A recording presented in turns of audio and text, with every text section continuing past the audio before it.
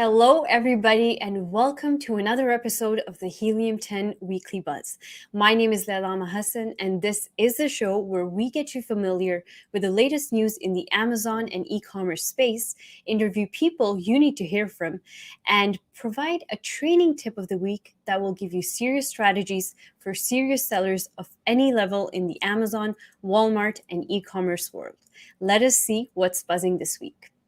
So today we will go over Walmart's new seller savings offer, among other breaking news pieces, interview the founder and CEO of AZ Rank, and get you familiar with an exciting new series Helium 10 is conducting in partnership with an extremely knowledgeable sourcing guru. Let's dive right into it. Okay, so up first, Walmart has a limited time promotion exclusively available to new sellers. So sellers who join the marketplace by May 31st, 2022 and start selling on walmart.com by June 30th, 2022 will be able to take advantage of a 50% discount on commission rates for the first 90 days. Not only can new sellers benefit from Walmart's generous offer, but Walmart has also gone ahead and extended a Walmart fulfillment services intro offer to sellers who want to join their first WFS program, which is their low-cost fulfillment program. Approved sellers who complete their setup and inbound one item to Walmart's fulfillment center by June 30th will get free storage along with a 10% discount on fulfillment services. The US giant has easily become one of the fastest growing marketplaces in the United States with a loyal customer base. Walmart has reported that sellers who are using WFS to fulfill their orders have seen an average of 50% GMV growth. So for those of you watching, if you have not yet started selling on Walmart, then go ahead and watch Project W on our YouTube channel to learn how to begin selling on Walmart. And for those of you on Walmart but not using the WFS platform, make sure to sign up for it ASAP because you can take advantage of their new discount. All right, and the next news piece is about the expansion of the in-stock Head Start program on Amazon. So in the past, if a seller had sent replenishment orders to Amazon warehouses using an Amazon partner courier, some of that inventory would become available for people to purchase even before it arrived at Amazon. Now, sellers recently got an email from Amazon that expands this program by allowing customers to buy products that are temporarily out of stock. The email says, our innovative technology will now predict which temporarily out of stock products are most likely to come back in stock before a shipment has been created. Now, these predictions will be based on multiple factors, one of them being past replenishment behavior. And one of the interesting things that they mention here is that the sales rank will be protected when items go out of stock. So I guess it would be nice to see what its impact is on the BSR, as well as maybe getting potentially higher sales for out of stock products. This expansion will be limited to a small number of products. So question for you, have you gotten access to the in-stock Head Start program yet? Drop your comments and answers in the comment section below because we would love to know. And for our next news piece, Etsy introduces seller badges to reward exceptional customer service. Sellers can now earn individual badges for on-time dispatch, quick responses, and 5-star reviews. The way to earn these badges is if you have performed 95% or more in dispatching orders, responding to messages, or getting 5-star reviews, then you will receive a smooth dispatch, speedy replies, or rave reviews badge, respectively, on Etsy. These badges are comparable to Amazon's choice and bestseller badges on Amazon and will give you a boost in sales because they instill buyer confidence in shoppers when they see these badges. So starting April 1st, sellers will be able to earn those badges. So check out your star seller dashboard right now and let us know in the comment section below if you have been awarded one of these badges. Okay, and the last news piece comes directly from Seller Central. Amazon has launched the Returns Provider Program to help sellers located outside the US to manage seller fulfilled returns from US customers. International sellers will receive prepaid returns for seller fulfilled orders with their domestic warehouse address once they have enrolled in the program. With this program, sellers can provide their returns experience as well as regain some return costs. So, questions for all you international sellers watching us right now. How did you manage your returns from US customers prior to the introduction of this program? Let us know in the comment section below. All right, now we're gonna Now, the person in the next segment that I'm going to be introducing is extremely important to your Amazon journey, and you may have the perfect product, but if you're not ranking high enough on Amazon searches, customers will simply not be able to find you, and ultimately, you will not be able to get any sales. So, today, I would like to introduce our guest, Alina Vlake, who is the founder and CEO of AZ Rank, a company that helps Amazon sellers rank on multiple platforms like Amazon, Walmart, and more. Hello, Alina. Thank you for coming on the show. How's it going? Hi, great to be here. Thanks for having me. Thank you for coming on. I see there's a bit of a typo here. So her name's Alina, not Aina. All right. That's okay. That makes me more unique, you know? Yeah, for sure. Okay, Alina, so now we know that since like the beginning of this year, I believe there have been some changes in the terms of service of Amazon in terms of ranking. So, how did you change your business to be in compliance with these new terms of service updates? Yes, I still cannot believe it's been more than 4 months since this happened. Still seems like yesterday. We did pivot, yes, even before November 26th, since the TOS changed. We tried to be on top of things from the first rumors. And yes, I know a lot of people in the Helium 10 community knows us as a search find buy service, and a lot of people came to us for helping them. But now we're not allowed to do that anymore. We're transformed our ranking and launching service on Amazon into a contextual ranking a service. In just a few words, because I know we don't have a lot of time. This means going after several keywords, bringing high quality external traffic, which we can help, or a seller can do it themselves, running PPC, especially on newer listings since day one, and staying away of the rebate part. Now we have found, and this is very important, we have found some workarounds that allow us not to do rebates anymore. We do some very complex surveys, which are two-type surveys. First one gives the seller a lot of information about their listing, their competition, their photos, a lot of stuff they can improve as they go during their launch. And second part is about the product itself, because at the end of the process, the buyers actually purchase the product through the survey. And then comes the feedback about the product itself, which of course is very helpful for improving it in the future.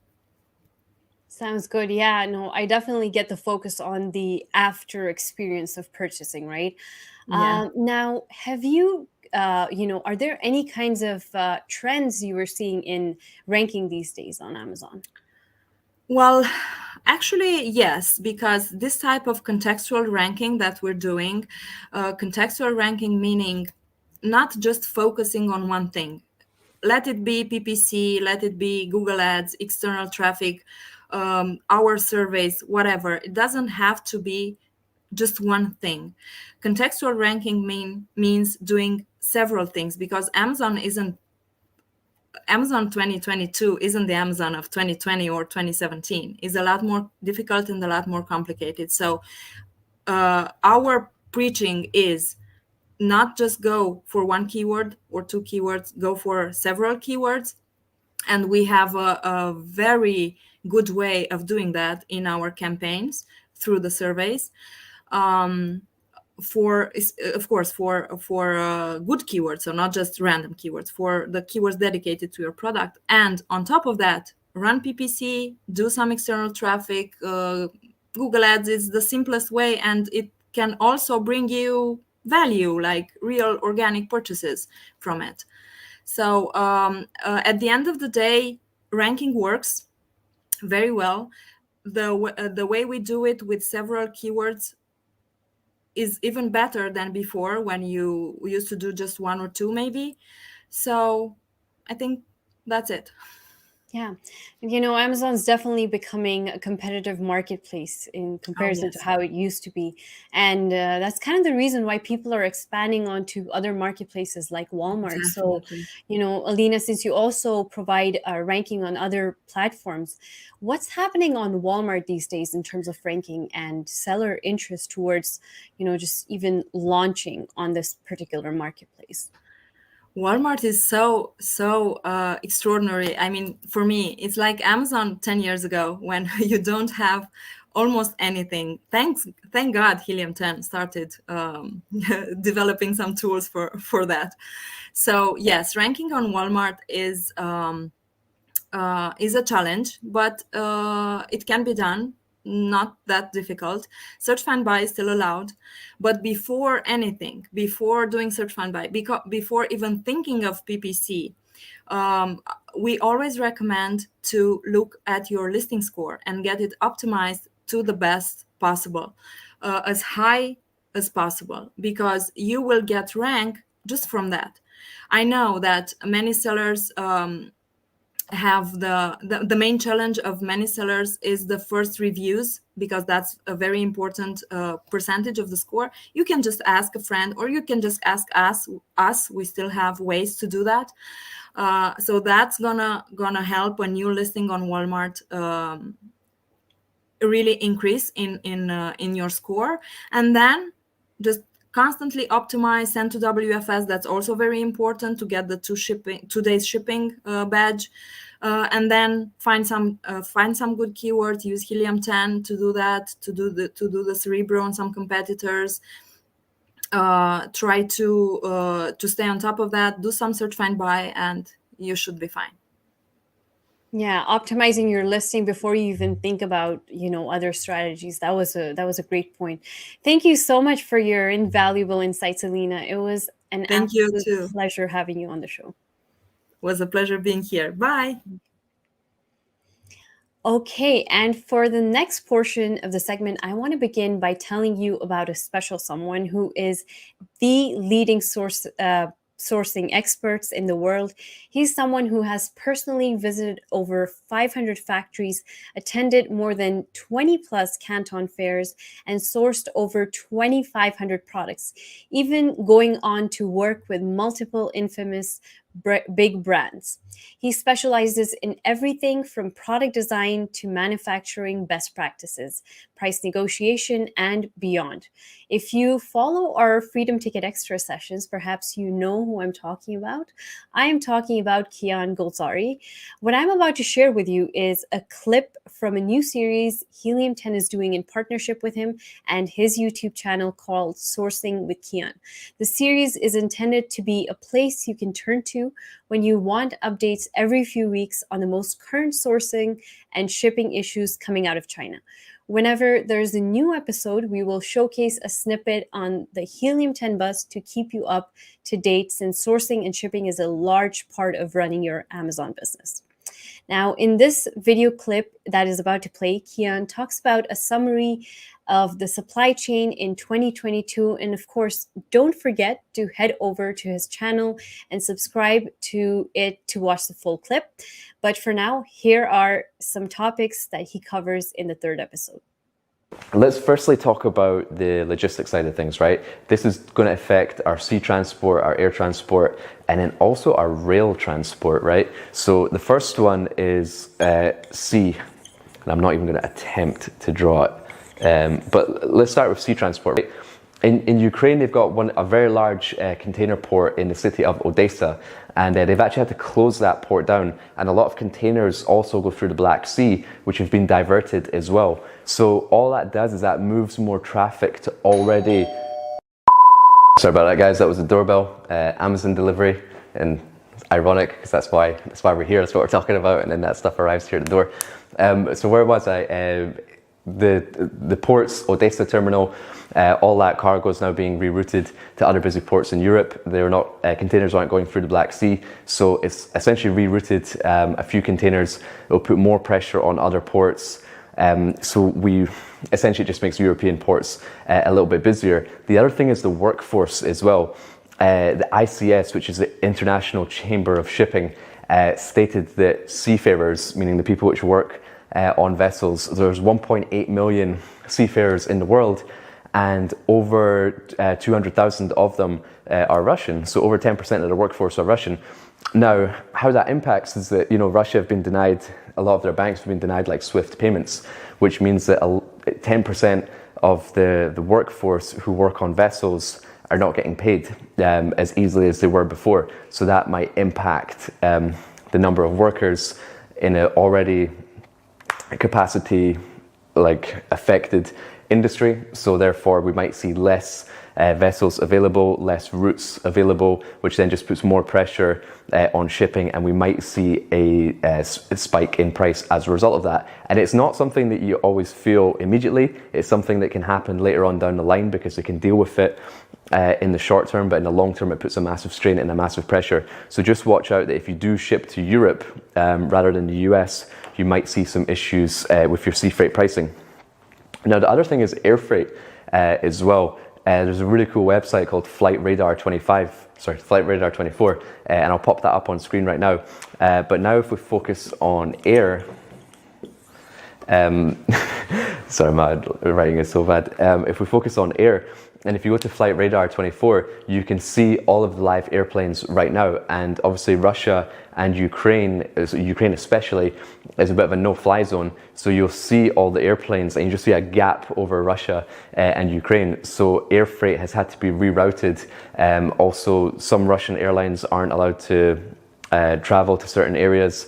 Russian airlines who sponsor football clubs like Manchester United have had their sponsorships cancelled. So the airline industry has been affected. The air freights are now taking longer routes and different routes. So the price of flights have actually gone up quite a bit. I don't know if you guys have been looking for flights recently, but as a result, our cargo also goes on commercial airlines. So if those prices have gone up, that can also affect the price of our air freight. And then the final thing is also rail. I don't know if you guys have ever done rail before, but this became especially popular last year when the shipping prices were so high. People moving products from China to Europe opted to move a lot of it by rail. And what they did is that they've got a train track from China all the way to Europe, but it goes through Russia. And now they can no longer use that. So whoever was moving their products by rail now have to move that back to sea or to air, but most likely sea, based on the volume that they're actually moving. So that just puts more pressure on sea freight, more cargo going to sea freight in the industry, which is also having difficulties with capacity. So that again is just going to make sea freight a little bit more busier and a little bit more expensive as well. Now, on top of the transport side of things, another way that this can affect us is that the number one country which both Ukraine and Russia export to is China. And this is minerals, agriculture, food, energy. And as a result, these exports are now not going to China. So China now has to get those agricultural minerals, energy sources from other places at a higher price. Therefore, there's a lot of wheat and oil which moves, and like sunflower oil for cooking, and also like the oil for for fuel as well, which also affects the sea freight prices. So all of that is now China has to get elsewhere at a higher price, which then will essentially mean that our cost of goods will potentially go up as well, because now it becomes more expensive to eat, which means they have to pay their workers more. They pay their workers more. We then feel that in our production costs as well. But as I said before, we probably won't feel it immediately, but gradually, if the situation does not improve between Russia and Ukraine anytime soon, then we'll start to feel it. But the longer this goes on, the longer those price hikes will occur as a result of the sea, air, rail transportation, as well as the exports to China from Russia and Ukraine.